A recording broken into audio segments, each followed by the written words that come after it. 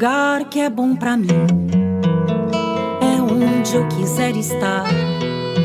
A estrela ainda brilha, ela é quem vai me guiar. Ser guerreira é minha sina, batalhando pra vencer. Tenho voz pra ser ouvida, tenho sonhos pra viver. Não vão mais conseguir me anular, me calar. Ninguém vai me impedir de cantar e lutar. Seja em casa, no campo, na rua ou na praça, chega de mordaça, agora eu vou falar. Porque eu sou mulher pra fazer acontecer. Eu sou uma delas, são elas por elas, ocupando os espaços de poder. Nesta segunda-feira, o TV Elas por Elas Formação recebe Mônica Francisco. Ela foi deputada estadual pelo PT do Rio de Janeiro, que mais aprovou leis entre as mandatas negras do Brasil no período em que atuou. Feminista negra, favelada, cientista social, pastora, militante dos direitos humanos e moradora da comunidade do Borel, hoje ela fala nesta aula sobre a importância das candidaturas periféricas para as eleições de 2024.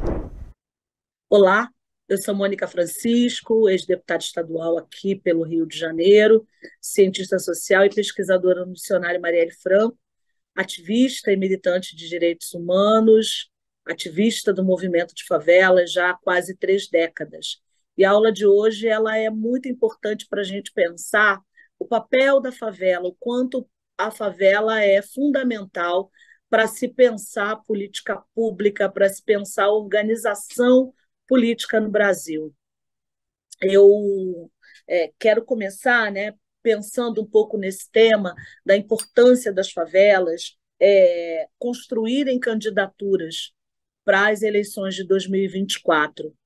Isso é fundamental, mas eu quero voltar um pouquinho, primeiro, para pensar o conceito de favela, né?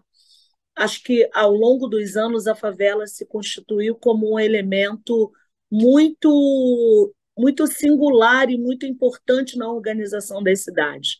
Falando a partir do Rio de Janeiro, pensando num Brasil que hoje tem cerca de mais de 17 milhões de pessoas vivendo em favela, nós temos na população brasileira, majoritariamente, composta por mulheres, o que também nas favelas, loteamentos, assentamentos, bairros populares, as famosas periferias, um dado muito importante que é de uma maioria de mulheres. Por exemplo, no estado do Rio de Janeiro, segundo a Fiocruz, nós temos mais de 50% dos lares chefiados por mulheres. Isso nas favelas não é diferente. Então, a favela é um universo muito importante para pensar a sociedade, olhando desde o mito de fundação, de construção do imaginário de favelas, e eu quero sugerir que você, companheira que está assistindo a gente, possa, em alguma medida, pesquisar e acessar o livro do professor Andrelino Campos, foi professor da Universidade do Estado do Rio de Janeiro, geógrafo, professor da Faculdade de Educação aqui da Universidade do Estado do Rio de Janeiro. Andrelino Campos vai falar sobre o mito de fundação das favelas, e ele fala que as favelas se constituíram a partir de um olhar extremamente estigmatizante, preconceituoso, como um espaço altamente criminalizado. E ele fala sobre a criminalização de quem vive nas favelas. Por que é importante a gente pensar isso? Porque quando a gente chega em 2023, e tem hoje o IBGE, que é o Instituto Brasileiro de Geografia e Estatística, pensando o conceito de favelas, se você não sabe, ou de repente ouviu falar, mas não se atentou tanto, o conceito de favelas para o IBGE é de aglomerados subnormais. Então, é importante a gente olhar a partir dessa lógica de estigmatização das favelas, de criminalização dos espaços favelados, né? Andrelino Campos, o título do livro dele é Do Quilombo às Favelas, a produção do espaço criminalizado. Ou seja, a organização das favelas, dos nossos quilombos urbanos, dos nossos quilombos modernos, ela é um espaço importante, é um espaço fundamental para se pensar a lógica da construção da política no Brasil. Então, não é menor, não é desimportante, muito pelo contrário, pensar as eleições proporcionais para as câmaras no próximo ano, olhando para a favela, pensando no quanto a favela precisa incidir na discussão, na produção e na construção de figuras que ocupem o espaço do poder. Porque o estigma da favela, a criminalização da favela, ela se dá a partir do poder, né? Seja na organização das cidades, a partir da lógica, né, imposta pela arquitetura e pelo urbanismo.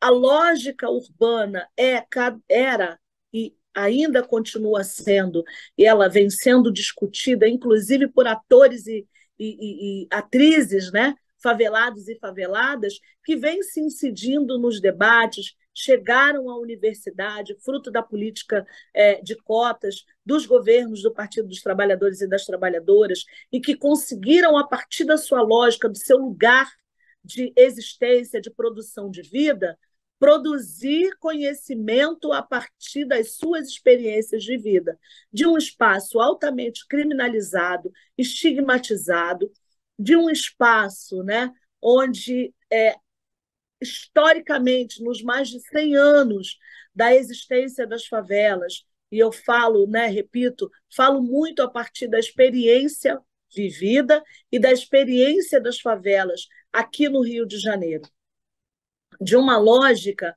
onde a favela vai se constituir como um lugar de alternativa, de autoconstrução, a uma ausência histórica de uma política pública de habitação. A favela começa a ser vista como um problema pelos sanitaristas, né, e passa por um processo de perseguição, a um processo higienista, que vinha na esteira da lógica racista. A gente não pode descolar o racismo estrutural decorrente da própria formação da sociedade brasileira, dos mais de 3 séculos de escravização do povo negro sequestrado em África e o que produziu no Brasil. Então, por força de lei, nós tivemos a Lei de Terras de 1850, por exemplo, o que dificultou, né, proibiu, por força de lei, que a população ex-escravizada e que no 14 de maio passa a ser uma população liberta, mas com uma abolição inconclusa, porque não se dá, por exemplo, processos de reparação. E o processo de reparação mais básico, que é o da habitação, que é a possibilidade do habitar com tudo que ele agrega, vai se dar de maneira extremamente perversa, né? A despeito do que eu falei, né, do mito de fundação, do início, da gênese, da criação das favelas, né, referenciando aqui nessa aula Andrelino Campos, né, o professor Andrelino Campos, de que a favela nasce, né, do lugar da autoconstrução, da alternativa à ausência de uma política de habitação estabelecida em 1850, né? Portanto, né, quase 3 décadas antes, né, quase 4 décadas antes de se estabelecer, de fato, a libertação, o fim da escravidão no Brasil. Então, a favela ela nasce nesse contexto, num contexto altamente estigmatizado, de um processo de ausência completa de uma política pública de habitação e que vai ser um espaço altamente estigmatizado pela lógica higienista, ou seja, para limpar a cidade é preciso jogar uma população específica majoritariamente de pessoas negras e mestiças, não brancas, para espaços longe da cidade, que vinha passando por uma série de processos de urbanização, de limpeza, de higienização, ou seja, estigmatiza-se, cria uma marca para aquele espaço e para as pessoas que vivem nele. É um espaço, né, da ausência de organização, da libertinagem, da criminalidade e da indolência, ou seja, quem mora ali é preguiçoso, só quer saber de festa, nada diferente do que a gente percebe hoje. Bom, isso dá para a gente uma ideia da importância hoje de se discutir nos territórios, né, categorizados como territórios favelizados, de favelas, como territórios periféricos, ou seja, periféricos ou porque estão nas periferias urbanas, objetivamente, ou porque estão na periferia das políticas, estão à margem das políticas efetivas. Então, a importância que se discuta nesses territórios que são muito específicos, têm uma sociabilidade específica. O que é isso, né? As relações que se dão nesses espaços são relações muito específicas, porque é um espaço onde se constituiu uma solidariedade muito própria. E um dos pontos, né, que eu trago, para além de pensar esse mito de fundação da favela e do conceito de favela, né, que desde a década de 1950 se estabelece como aglomerado subnormal, alvo de várias políticas de remoção, porque até o ano de 1992, né, pós-redemocratização do Brasil, até 1992, as favelas elas eram um lugar da constante insegurança, porque havia sempre ali o medo da remoção. E a gente vai olhar até meados da década de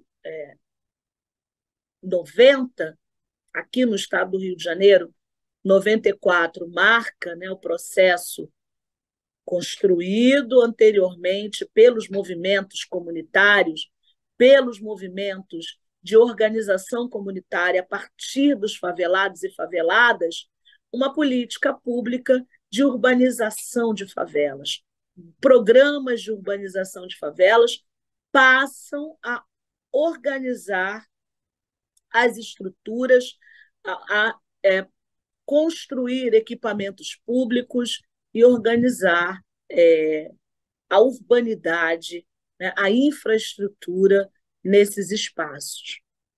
Então, esse espaço sempre foi um espaço de muita insegurança, sempre visto com muita desconfiança, estigma, como lugar dos pobres, dos perigosos, das famosas classes perigosas que o sociólogo Luiz Antônio Machado menciona na sua produção, né? São as classes subalternas, as classes perigosas, né, que antes eram vistas ali muito na organização dos operários. As populações faveladas passam a receber também esse selo de classes perigosas, que precisam, de alguma forma, ser contidas. É importante que a gente tenha, inicialmente, essa leitura e esse entendimento da favela, que nasce de uma alternativa à ausência de política pública de habitação, que nasce de um processo de autoconstrução, sem nenhuma política pública, sem energia, sem água, sem saneamento, sem saúde, sem equipamentos de educação, sem creches. e que, a partir da organização comunitária, da luta dos favelados, ela vai se constituindo. É um mutirão para estabelecer, né, a chegada de água de alguma forma, é a tentativa de garantir, de alguma forma, que a produção de vida nesse espaço ela garanta um mínimo de dignidade e cidadania a partir da organização local territorial. Então, o conceito de favela como aglomerado subnormal vem sendo discutido, inclusive, por uma equipe específica do Instituto Brasileiro de Geografia e Estatística. Já aconteceram uma série de seminários para reformular, e essas discussões feitas com instituições e organizações de favelas, né? Para pensar, para mudar essa conceituação de aglomerados subnormais. Como eu disse, hoje esse espaço é um espaço de muita potência. E a gente precisa falar que uma população no Brasil de mais de 17 milhões de pessoas, esse é o dado para 2023 do último censo do IBGE. Somos hoje no Brasil mais de 17 milhões, quase 18 milhões de pessoas vivendo em favelas.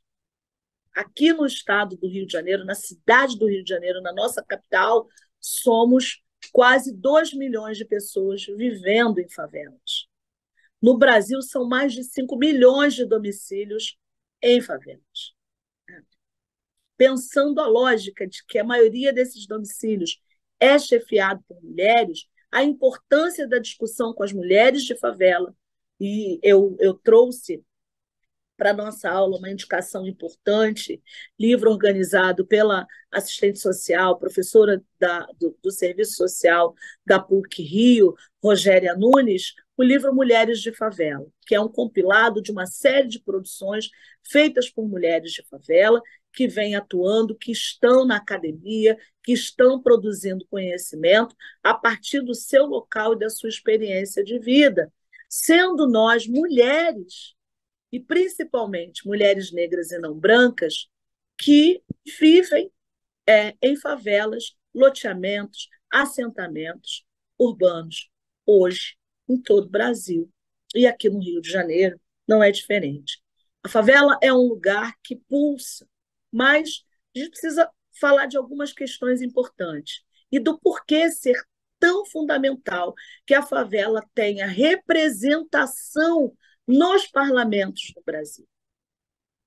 É preciso que esse espaço, que a partir da lógica do poder, que no Brasil, né, se constituiu como uma lógica cis-heteronormativa, com homens brancos, ricos, né, pertencente às elites econômicas do país.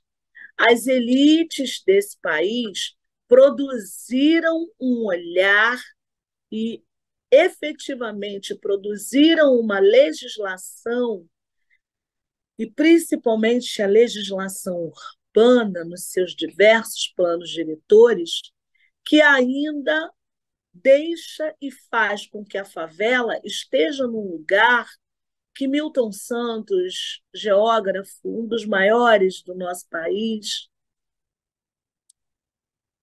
afirma ser uma espécie de cidadania mutilada. Há uma escassez de cidadania. Itamar Silva, jornalista, né, coordenador do Grupo Eco do Morro Santa Marta, na zona sul do Rio de Janeiro, afirma que as políticas públicas para as favelas elas são descontinuadas, escassas e extremamente precárias. Então, termos pessoas faveladas, oriundas de favela, que ocupem o espaço do poder, geram um impacto muito forte. E eu quero falar da minha própria experiência enquanto parlamentar e mulher negra ocupando o espaço do parlamento. As pautas que passam a ser discutidas não seriam discutidas se pessoas oriundas de favela não estivessem no espaço de poder. É impossível que, no âmbito não só das cidades, mas principalmente das cidades, porque é na cidade que a vida acontece, né? A favela não esteja no centro da discussão. E é impossível falar de favela sem falar da questão racial. Ela é central. A maioria das pessoas negras vive em favela.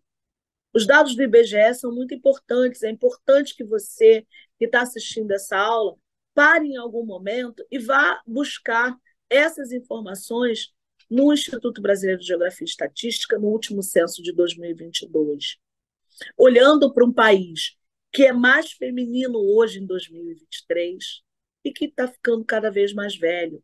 Quando a gente pega esses dados, né, com todos os marcadores, né, de pessoas negras, pessoas que, em sua maioria, ainda não têm uma escolarização adequada, mas que, mesmo assim, produzem uma forma de produção de vida, de existência, muito pautada na solidariedade, no famoso nós por nós.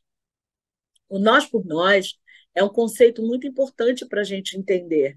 É uma solidariedade muito específica, muito própria, muito atrelada à vivência e às experiências de um espaço como esse, né? Onde as gambiarras, e esse termo, eu reivindico esse termo, né? As gambiarras que vão sendo produzidas fazem com que, de alguma forma, o peso da estigmatização, o peso da criminalização, né, de uma sociabilidade extremamente violenta, porque a favela é um espaço, né, violento no sentido de que ela é produzida, é uma violência produzida contra esse espaço. Então, a ocupação por grupos armados, a investida violenta do Estado produz um espaço extremamente violento, porque a produção de violência é direcionada a esse espaço, mas é um espaço também de muita potência, muita produção de resposta a essa violência que o Estado impõe à, à favela, né? A esse lugar que, aqui no Rio de Janeiro, a gente tem episódios muito específicos, né? Nós tivemos um governador de estado que se referiu às mulheres de favela como fábricas de produzir marginal. Um secretário de Segurança Pública que disse que um tiro disparado na zona sul do Rio de Janeiro causa uma tremenda comoção, mas quando um tiro é disparado numa das favelas do Rio de Janeiro, isso é quase que natural. É natural a produção violenta do espaço da favela, para que se mantenha um discurso de que esse lugar ele não pode existir. Embora nós tenhamos, né, fugido de alguma forma do fantasma das remoções, muito presente até o início da década de 90, ele ainda permeia a lógica do discurso elitista, fascista, racista e xenofóbico, porque você tem uma gama de pessoas oriundas do Nordeste ocupando também o espaço da favela, e a população favelada vem, ao longo dos mais de 100 anos, ressignificando esse espaço como um espaço de potência, né? Nós temos exemplos muito importantes que são desde espaços de organização para aumento da escolarização, como os pré-vestibulares comunitários, como as ações para alfabetização de jovens e adultos, desde a organização econômica das favelas. Por isso, a gente disputa a economia solidária, porque a organização, a cooperação, o associativismo, ou mesmo as iniciativas individuais causam, né, um impacto muito grande, os negócios de impacto social, porque na favela, quando se empreende, quando abre uma hamburgueria, um salão, quando a economia circula ali, ela não impacta só a vida da pessoa que empreende, ela vai impactar a família, ela vai impactar indiretamente uma série de outras pessoas. Então, pensar a participação de representações da favela no parlamento deve ser uma lógica perseguida, um objetivo a ser alcançado. Precisamos de mais pessoas oriundas desses espaços, ocupando os parlamentos, pensando a política, pensando a lógica de organização da cidade, pensando a lógica da acessibilidade, pensando a lógica da saúde, né, a partir de um espaço onde o saneamento ele é precário.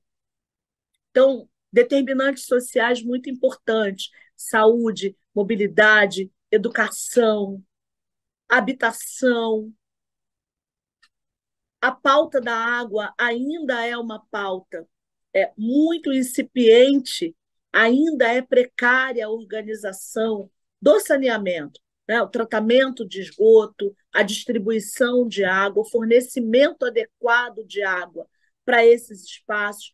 Então, pensar a lógica da favela e pensar a lógica da cidade, muito a partir da experiência localizada no Rio de Janeiro, mas essa experiência também é uma experiência de muitos espaços no Brasil, onde a favela se funde, né? A lógica dos espaços urbanos é fundamental. Não há possibilidade de produção de política pública sem que os favelados e faveladas estejam organizando esse processo. Quando a gente tem uma secretaria de periferias, por exemplo, né, no governo Lula, isso fala muito, fala da importância desse espaço. Ora, é esse espaço que entrega os trabalhadores e trabalhadoras para todos os setores em sociedade e que também localmente organiza uma economia pulsante.